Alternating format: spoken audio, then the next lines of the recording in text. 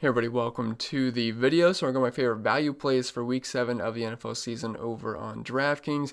Also posted my favorite mid-range plays, my favorite high-end targets videos earlier on in the week if you want to check those out. And also if you find this video helpful in any way possible, please leave a like on the video, and if you're new to the channel, hit the subscribe button. It really helps me out and I really do appreciate it. And without further ado, let's dive right into it. Alright, so start with the quarterback position, and I just really think Joe Burrow is just a little bit too cheap here at $5,500, especially in a good matchup versus Cleveland. Now, I'm not saying this is going to happen again this time around, but last time he did face Cleveland on week 2 on Thursday Night Football, he threw the ball 61 times. Now, keep in mind they were playing from behind pretty much most of the game, so they were just kind of chucking it deep all game. But he still had his best fantasy game of the year, 28.5 points, had over 300 passing yards and 3 passing touchdowns. Now, again, not saying that's going to happen again, but this is a nice matchup versus Cleveland. We have a 50-point over-under in this game, so I think a lot of points are going to be scored here. The Bengals are 3-point dogs, meaning I think they should be in a, I wouldn't say it's going to be a super pass-heavy game script, but I think they're going to be passing the ball more than they're going to be running the ball. And if you're looking at Joe Burrow's numbers this season, they're not absolutely elite, but he's still throwing the ball 41 times per game, 270 passing yards per game, but only 1 passing touchdown.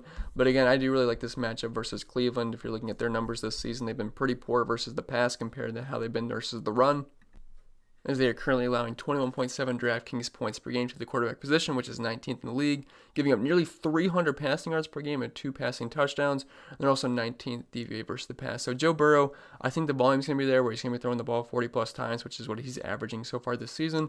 Maybe that's a little bit skewed because of that over 60 pass time game that he had last time versus Cleveland, but I think he'll be okay here, and his options are pretty cheap to pair it with them if you want to just stack with them, which would obviously make sense to stack with their quarterback. So you could use AJ Green, who's pretty cheap.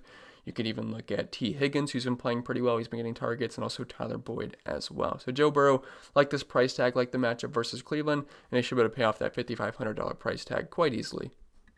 All right, moving on to the running back position, we have Justin Jackson at $4,900. So the next guy I'm going to talk about is KENYAN Drake, spoiler alert, and I think he's going to be the chalky value running back this week. But I like Justin Jackson as a pivot. Now, if you're looking at the last week that the Chargers played versus the New Orleans Saints, Justin Jackson actually outsnapped and outtouched Joshua Kelly, which may be a bit of a surprise. I figured it was going to be a split, but Justin Jackson was the better back you wanted for fantasy that day, and he was actually involved in the passing game too. He had 6 targets in addition to 15 carries for 71 yards, and actually had a pretty decent fantasy game at 14.4 fantasy points without even scoring a touchdown. And I would expect probably similar usage here, and this is actually a good matchup versus Jacksonville, and I'm actually a big fan of a lot of the Chargers this week.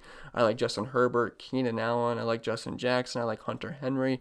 You could even throw Mike Williams in there as well. So I'm a big fan of the Chargers offense this week, and they actually have one of the higher implied team totals on the week as well, as it's currently sitting at 28.25 as 7.5-point favorites. Now, we're still going to be splitting work with just Joshua Kelly. He's not going to be the bell cow running back here, but at $4,900, you don't really need to be the bell cow running back, and I think he should be efficient enough where he's probably going to pay off his price tag, especially if he happens to find the end zone. And if you're looking at the Jaguars' numbers versus running backs this season, I mean, they suck versus the pass, they suck versus the run. This is one of the worst defenses overall in the NFL. They're currently 22nd DVA versus the run, and allowing 31.7 Draftkings points per game to the position, which is 20th in the league, over 100 rushing yards per game, and over a rushing touchdown per game as well. And they're actually kind of getting beat up through the air by running backs too. So Justin Jackson at $4,900, I think he's a nice pivot off of KENYAN Drake chalk, which we know could obviously bust quite easily. We've seen it plenty of times this year. And I already told you who the next guy is going to be, but it is KENYAN Drake at $4,800. And yes, I know he went absolutely off last week on Monday Night Football. I mean, he kind of got, I wouldn't want to say lucky because I guess it wasn't really lucky, but Dallas just decided to let him run free for about 70 yards for a touchdown when the game was pretty much over, so that inflated his stats. But even before that, he was still having a pretty solid game with around 100 rushing yards and a rushing touchdown. But keep in mind, he was playing the Dallas defense, which is just absolutely horrendous. This might be one of the worst defenses of all time. But I really love this game for DFS purposes, and I feel like with the volume that KENYAN Drake's going to get, he's just a bit too cheap. And I am very happy DraftKings decided to leave this game on the main slate, because when I first saw that this game was getting moved to Sunday Night Football, I was pretty disappointed because I was looking forward to using a lot of players from this game in my lineups, because this is a very good game. It's a 56-point over-under, only a 3.5-point spread. Two exciting teams with a lot of exciting players. I mean, we got Kyler Murray, DeAndre Hopkins, Christian Kirk, KENYAN Drake, and then we got Russell Wilson, DK Metcalf, Tyler Lockett, Chris Carson.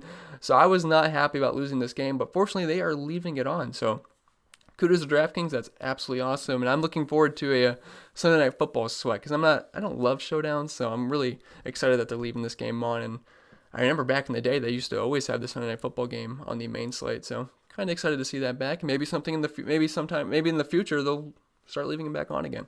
Be interesting to see, but anyway, I like this game and I like Kenyan Drake here. I mean, I don't.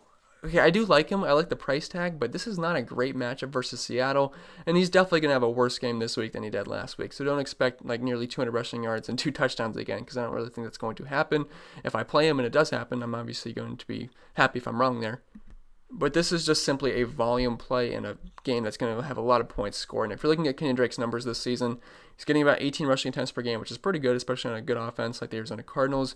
80 rushing yards per game. Hasn't really been involved in the passing game at all, which kind of limits his upside. That's kind of been Chase Edmonds' role. He's averaging about 4 targets per game. Meanwhile, Kenyan Drake's at 1.33 targets per game. So you can't really expect a passing floor from him, which sucks. So you're going to have to hope he gets into the end zone to kind of pay off his salary. But it could certainly happen. There's going to be a lot of points scored in this game. But like I mentioned earlier, Seattle is pretty good versus the run, but they are absolutely trash versus the pass. But they're still allowing 23.6 DraftKings points per game to the position, which is 14th in the league. But they are 9th DVA versus the run and only allowing 74 rushing yards per game. So tough matchup here for Kenyan Drake, but the price is what's going to get me there. And if he finds the end zone, you'll probably be pretty happy with it. And if he doesn't, you're probably going to be pretty disappointed. All right, moving on to the wide receiver position, we have another Arizona Cardinal here in Christian Kirk at $4,900. If you can't afford the expensive players in this game, I would just recommend taking the cheap players just so I have some exposure to it. Now, I know this isn't scientific fact, but I know you're going to have the same feeling, but if you don't have players from this late Sunday night game with the 56 over-under, you're going to feel dead. Even if you have an awesome lineup, you're still just going to have that feeling of, yep, I'm 100% dropping in the standings no matter what happens. So I'm going to want a little bit of exposure to this game somehow, and I like this price point of Christian Kirk at only $4,900. Now, I know he's not a high-volume player, only averaging a little bit over 4 targets per game. He only had 2 catches last week. Now, fortunately, they were for 2 touchdowns, and one was the 80-yard bomb, which made him have an absolute monster game. He was in the $1 million lineup. You can't expect him to catch two balls for 2 touchdowns every single week, but I'd have to imagine he's going to catch more than 2 balls in this game. And this is the absolute nuts matchup versus Seattle. They have been by far the worst team in the league versus wide receivers this season, and they're going to try their best to stop DeAndre Hopkins, so this may open up some things for Christian Kirk here. And the Seattle Seahawks, they are bottom 3 in the league DVOA-wise versus the pass. They're allowing 64.2 DraftKings points per game to the wide receivers, which is absolutely insane. Seconds, I believe, around the high 40s. So they are just getting absolutely torched by the wide receiver position, and they're allowing nearly 300 receiving yards per game to the position. So Christian Kirk, DeAndre Hopkins, I think they're both going to have some pretty big games here. And if you can't afford DeAndre Hopkins, which you're probably not going to be able to outside of game stacks, or if you're just making him your core piece of your lineup, Christian Kirk at a little bit below $5,000 is a fine pairing with Kyler Murray. And there's certainly some big play upside there as well. He's actually getting targeted down the field quite a bit this season with an 8 out of 15.5. He's got a 30% market share of the team's air yards, only a 15% target share, but I do like the upside and I like that price tag quite a bit. So Christian Kirk, I do like him as a way to get cheap exposure to the Sunday Night Football game. And the next player I want to talk about is DIONTAE Johnson at only $4,200, and he's one of my favorite plays on the entire slate. I don't see how you don't play him in cash games, and I like him in tournaments as well. Now, you can make a case to fade him in tournaments because he's going to be very chalky, but I think this is pretty good chalk. He's just one of the more underpriced or mispriced players on the entire slate. He should not only be $4,200. Now, if you're looking at his season numbers, they're going to be a bit skewed because he's played multiple games where he leaves the game early, and that's going to count against him when you're looking at things like target share and opportunity like that. Because look, if you're in the game, it counts as it counts the game statistics against you. When you miss a game, it just doesn't count. So if you're looking at his numbers this season, it's going to tell you that he only has an 18% target share, which is not that great, and only a 22% market share of the team's air yards, and only 6 targets per game. But keep in mind, he's left multiple games early, so they're going to count against him. But if you're looking at the first 2 weeks when he was healthy and played the full game, he had 23 targets in those 2 games, had a target share of over 30%. And if you're looking at week 1, he had 10 targets. And week 2, he had 13 targets and actually scored 23 DraftKings points. And he had 14 catches for the first 2 weeks. Assuming he is fully healthy here, I would expect him to have close to double-digit targets. He was pretty much the wide receiver 1 in this offense before going down with an injury. Now, I think a case can be made that Chase Claypool is taking over as the wide receiver 1 because the guy is just insanely talented. He's huge. He's fast.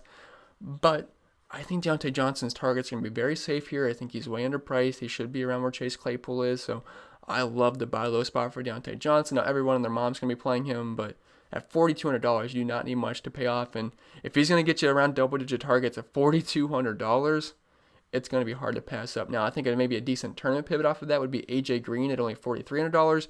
He saw double-digit targets last week, and he'd be a nice pairing with Joe Burrow. But overall, DIONTAE Johnson is one of the strongest plays on this slate. And it's actually a pretty decent matchup versus Tennessee. They have struggled versus the wide receiver position this season, giving up 47.1 fantasy points per game, which is 4th worst in the league, allowing nearly 200 receiving yards per game to the position, and their 24th DVA versus the pass. So DIONTAE Johnson, big fan of him this week. I think you can make a case for Chase Claypool. Almost said Chase Claypool as well, but I love this price tag. And Juju Smith-Schuster's kind of been an afterthought in this offense, which is kind of crazy. So Johnson, Chase Claypool, like both these guys, but the price is really hard to pass up here for DIONTAE Johnson. And the last guy we're going to talk about is tight end Austin Hooper at only $4,000. He's been trending up the past few weeks, and he actually hasn't scored less than double-digit points since week 4, 14.4 points, 10.7, then 10.2. Also, his targets have been pretty nice, 7, 10, and 6, which are definitely up from earlier in the season. Earlier in the year, he was only at 2, 4, and 4, so I like the direction he is trending, and he's a talented tight end. We saw how good he was in Atlanta, and I think Baker Mayfield's kind of just building more chemistry with Austin Hooper, and it's working out right now. And this is actually a pretty good matchup versus Cincinnati. They have not been that good versus the tight end position. And I think a lot of points are going to be scored in this game. And I would not be surprised if Austin Hooper happens to find the end zone. But if you're looking at Cincy's numbers this season versus the tight end position, allowing 16.6 Draftkings points per game, which is 27th in the league, 67 receiving yards per game, and half a receiving touchdown per game. And if you're looking at Austin Hooper's numbers this year, they're not that bad. A 38% weighted opportunity share, only a 13% market share of the team's air yards, but again, he's a tight end. I'm not really expecting like a 60-yard bump from Austin Hooper, and a 19% target share. So the numbers are fine. It's a good matchup. He's a talented tight end, and I like that price point quite a bit. And that's going to be it for this video, guys. I hope it was helpful, and if it was, make sure you leave a like. And if you're new to the channel, hit the subscribe button. It really helps me out. I really do appreciate that. If you want to follow me over on social media, Pennell16 on Twitter, cpenn16 over on IG. And if you want some more content over on Patreon, it's always much appreciated. If you're new to these videos, check out my first look video, and you get a sneak preview of what my spreadsheet looks like, and you get access to my spreadsheet, cheat sheet, and some other stuff like that. And you can hop into the Discord chat as well. There's about 300 of us, so if you want to join the community, feel free to do that. And yeah, without further ado, that's the intro. I'm going to get out of here, guys. I'm going to have to work on a NASCAR video I'm going to upload later. Then I'll work on the lineup building video, core plays video, and potentially a final thoughts video. But if you want to check out the mid-range and the studs, those videos are up from yesterday, and I don't know, what's today, Friday, I think Wednesday maybe, so check those out. All right, I'm going to get out of here. I'm going to eat some breakfast, and I hope you guys have a wonderful start to your weekend.